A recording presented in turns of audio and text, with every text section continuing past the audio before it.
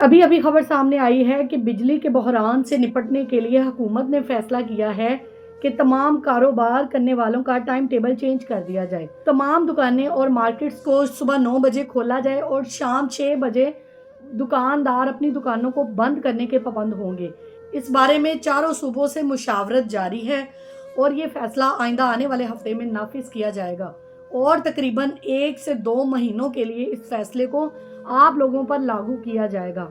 इसका मतलब ये है कि तमाम कारोबार जब बंद हो जाएंगे शाम 6 बजे, तो उससे जो बिजली बचेगी, उससे जितनी भी बिजली की बचत होगी वो बाकी तमाम ज़राए पे लगेगी और हमारी लोड शेडिंग कम हो जाएगी।